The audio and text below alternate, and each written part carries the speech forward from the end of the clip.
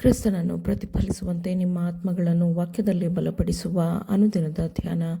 ಇಂದಿನ ಧ್ಯಾನದ ಶೀರ್ಷಿಕೆ ಪೌಲನ ವಿಜಯದ ಸಾಕ್ಷಿ. ಈ ದಿನದ ದೇವರ ವಾಕ್ಯ: ಶ್ರೇಷ್ಠ ಹೋರಾಟವನ್ನು ಮಾಡಿದ್ದೇನೆ, ನನ್ನ ಓಟವನ್ನು ಕಡೆಗಾಣಿಸಿದ್ದೇನೆ, ಕ್ರಿಸ್ತ ನಂಬಿಕೆಯನ್ನು ಕಾಪಾಡಿಕೊಂಡಿದ್ದೇನೆ. ನೀತಿವಂತರಿಗೆ ದೊರಕುವ ಜಯಮಾಲೆಯು ಮುಂದೆ ನನಗೆ ಸಿದ್ಧವಾಗಿದೆ. ಅದನ್ನು ನೀತಿಯುಳ್ಳ ನ್ಯಾಯಾಧಿಪತಿಯಾಗಿರುವ ಕರ್ತನು ಆ ದಿನದಲ್ಲಿ ನನಗೆ ಕೊಡುವನು.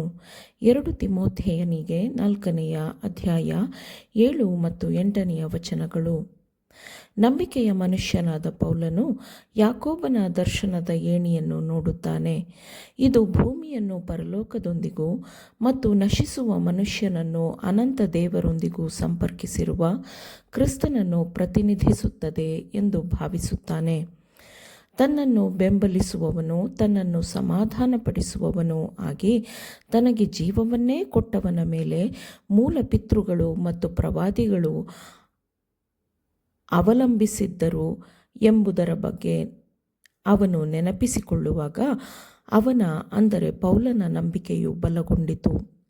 ಕಾಲಕಾಲಗಳಿಂದ ದೃಢವಾದ ನಂಬಿಕೆಗೆ ಸಾಕ್ಷಿಯಾಗಿರುವ ಈ ಪರಿಶುದ್ಧ ಮನುಷ್ಯರ ಸಾಕ್ಷಿಗಳಿಂದ ದೇವರು ಸತ್ಯವಂತನೆಂಬ ಭರವಸೆಯು ಪೌಲನಿಗೆ ಸಿಗುತ್ತದೆ.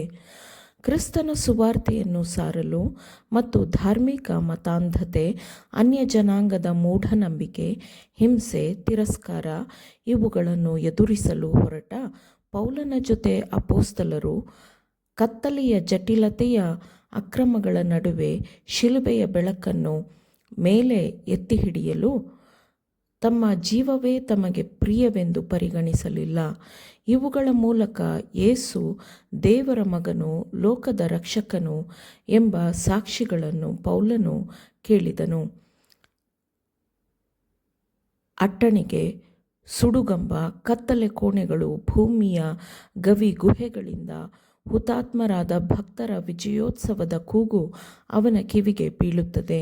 ನಿರ್ಗತಿಕರು, ಪೀಡಿತರು, ಹಿಂಸೆಗೊಳಗಾದವರು, ಆದರೂ ನಂಬಿಕೆಗೆ ದೃಢವಾಗಿದ್ದು ನಿರ್ಭೀತರಾಗಿದ್ದು ಭಕ್ತಿಪೂರ್ಣ ಸಾಕ್ಷಿಯನ್ನು ಹೊಂದಿರುವ ದೃಢವಾಗಿದ್ದ ಆತ್ಮಗಳ ಸಾಕ್ಷಿಯನ್ನು ಆತನು ಆಲಿಸುತ್ತಾನೆ ಮತ್ತು ನಾನು ನಂಬಿರುವಾತನನ್ನು ಬಲ್ಲೆನು ಎಂದು ಪ್ರಕಟಿಸುತ್ತಾನೆ. ನಂಬಿಕೆಗೋಸ್ಕರ ತಮ್ಮ ಪ್ರಾಣಗಳನ್ನು ಅರ್ಪಿಸಲು ಸಿದ್ಧವಿದ್ದ ಈ ನಂಬಿಗಸ್ತರು ತಾವು ನಂಬಿರುವಾತನು ತಮ್ಮನ್ನು ಸಂಪೂರ್ಣವಾಗಿ ರಕ್ಷಿಸಲು ಸಮರ್ಥನೆಂದು ಲೋಕಕ್ಕೆ ಪ್ರಕಟಿಸುತ್ತಾರೆ. ಕ್ರಿಸ್ತನ ಯಜ್ಞದಿಂದ ವಿಮೋಚನೆಗೊಂಡು ಆತನ ರಕ್ತದಲ್ಲಿ ಪಾಪವನ್ನು ತೊಳೆದುಕೊಂಡು ಆತನ ನೀತಿಯನ್ನು ಧರಿಸಲ್ಪಟ್ಟವನಾಗಿ ತನ್ನ ಆತ್ಮವು ತನ್ನ ವಿಮೋಚಕನ ದೃಷ್ಟಿಯಲ್ಲಿ ಅಮೂಲ್ಯವಾಗಿದೆ ಎಂಬ ಸಾಕ್ಷಿಯನ್ನು ಪೌಲನು ತನ್ನಲ್ಲಿಯೇ ಹೊಂದಿದ್ದನು. ದೇವರಲ್ಲಿ ಕ್ರಿಸ್ತನೊಂದಿಗೆ ಆತನ ಜೀವನವು ಅಡಗಿಕೊಂಡಿತ್ತು ಮತ್ತು ಮರಣವನ್ನು ಜಯಿಸಿದವನು ತನ್ನ ಜವಾಬ್ದಾರಿಗೆ ಒಪ್ಪಿಸಲ್ಪಟ್ಟಿದ್ದನ್ನು ಉಳಿಸಿಕೊಳ್ಳಲು ಸಮರ್ಥನಾಗಿದ್ದಾನೆ ಎಂದು ಪೌಲನಿಗೆ ಮನವರಿಕೆಯಾಗಿತ್ತು. ನಾನು ಕಡೇ ದಿನದಲ್ಲಿ ಅವನನ್ನು ಎಬ್ಬಿಸುವೆನು ಎಂಬ ದೇವರ ವಾಗ್ದಾನವನ್ನು ಅವನ ಮನಸ್ಸು ಗ್ರಹಿಸಿಕೊಂಡಿತ್ತು. ಅವನ ಆಲೋಚನೆಗಳು, ಅವನ ನಿರೀಕ್ಷೆ, ಭರವಸೆಗಳು ಎಲ್ಲವೂ ಕ್ರಿಸ್ತನ 2ನೇ ಆಗಮನದ ಮೇಲೆ ಕೇಂದ್ರೀಕೃತವಾಗಿತ್ತು ಮತ್ತು ಮರಣದಂಡನೆಯನ್ನು ವಿಧಿಸಿದವರ ಕತ್ತಿಯು ಅವನ ದೇಹಕ್ಕೆ ಇಳಿಯುತ್ತಿದ್ದಂತೆ ಮತ್ತು ಸಾವಿನ ನೆರಳು ಭಕ್ತನ ಸುತ್ತಲೂ ಬೀಳುತ್ತಿದ್ದಂತೆ ತನ್ನನ್ನು ಆಶೀರ್ವಾದದಾಯಕ ಸಂತೋಷಕ್ಕೆ ಆಹ್ವಾನಿಸುವ ಜೀವದಾಯಕನನ್ನು ಸಂಧಿಸುವ ನೋಡುವ ಹಂಬಲವು ಅವನಿಗೆ ಆತ್ಮೀಕ ಜ್ಞಾನೋದಯ ದೊಡ್ಡದಾಗಿ ಉಂಟಾದಾಗ ಹೇಗಿತ್ತೋ ಆ ಹಂಬಲವು ಅದಕ್ಕಿಂತ ಈಗ ಹೆಚ್ಚಾಯಿತು.